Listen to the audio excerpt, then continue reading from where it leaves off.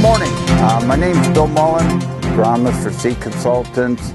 Out here today outside of Urbana, Indiana. We're in a wheat field. The wheat variety here is Seed Consultants SC 1325. It's been a very good wheat for us. It's a very offensive type variety.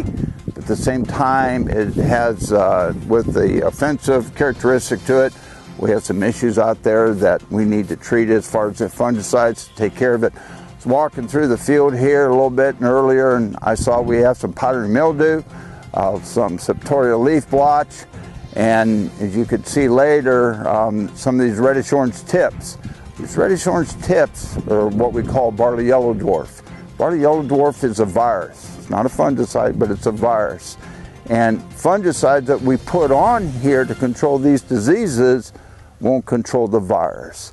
How it starts is usually we can have two infections, one in the fall, one in the springtime, and it's transmitted by aphids. And the aphids come in with the southerly wind flow, and it'll go ahead, land on the in the wheat fields, basically on the leaf tissue, will go ahead and transmit this virus, and then it takes off again.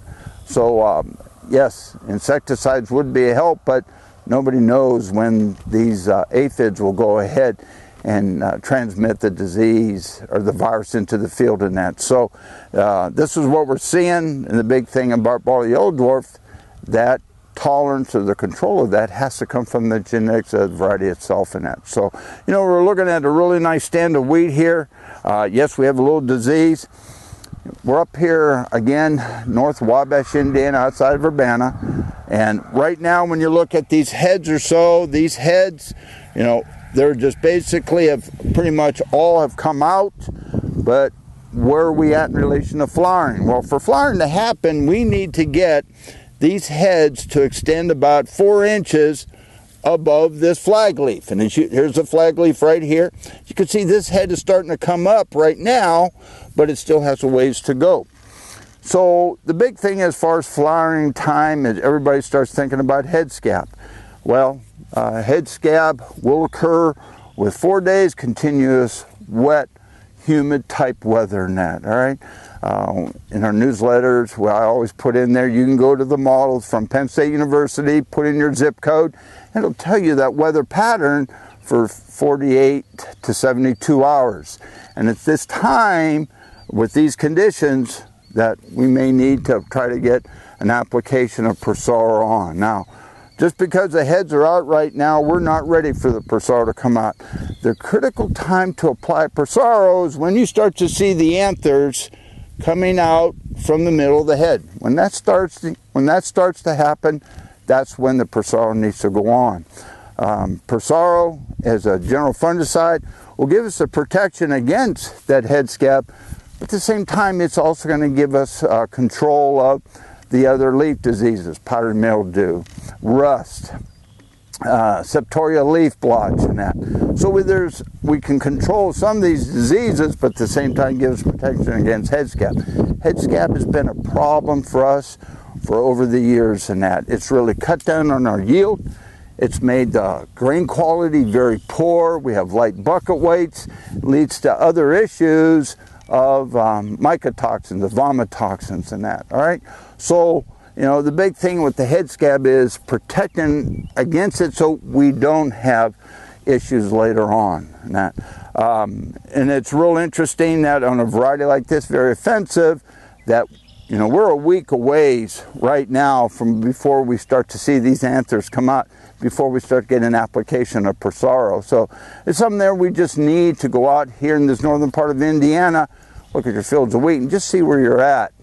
Just because the head is out doesn't mean that's the time to put the Prosaro on. There's a right time. That right time for flowering is at 10.5. That's when the anthers are starting to come out from the middle of the head. Now, the other thing too is there's an insect at the time that we put on Prosaro that we need to try to control, a cereal leaf beetle.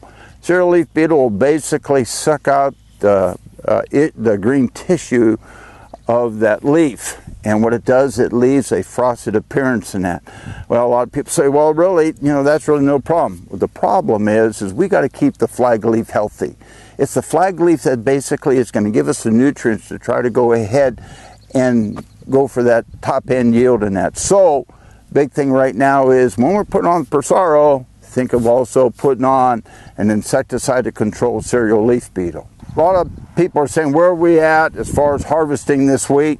Right now, this being the 18th of May, there's a good chance, help from Mother Nature, we could see this ad still coming off around July 1st and that. All right.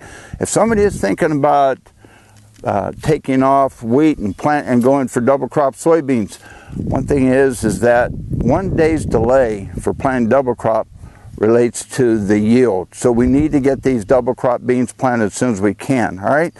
And if somebody has the ability to do so, I encourage them to go ahead and take that weed off 18-20% moisture in that and put it through the dryer net. It doesn't cost that much to dry, but at least it's going to help us get it off the field and allow us to plant soybeans later on as a double crop. To recap what you've told us so far, we do see some powdery mildew issues and we're going to need to spray a fungicide.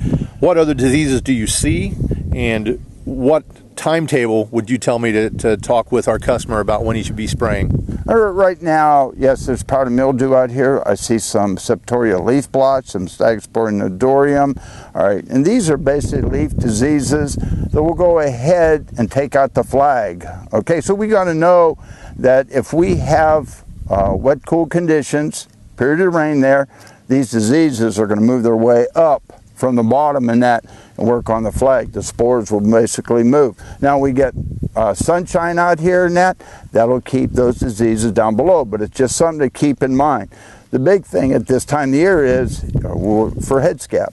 Will we have the head scab? And that basically is determined by 3 to 4 days of continuous wet, rainy weather and with some humidity in there, okay? Yeah, we can go ahead and you can look, there's a model there to predict if you're gonna have it for this area, but most of the time, if you wanna raise those high yields of wheat and having the best test weight and the best quality in there, people should consider an application of Persaro, and when that is put on, is right there, once those heads start to have its anthers, the anthers come out and then the pollen shed, okay? So when we're just getting to that point of the anthers coming out from the middle of the head, that's the time to go ahead and put on Persaro. At the same time, when we put the Persaro on, we need to go ahead and include an insecticide application, control cereal leaf beetle, because cereal leaf beetle will work on the flag leaves as well. So when we're seeing this today, and we're looking at the next 7 days to be warm, no rain, and by warm I'm meaning into the 70s, touching 80 in a week's, how long do you think period-wise are we away from him wanting to put on an application of fungicide?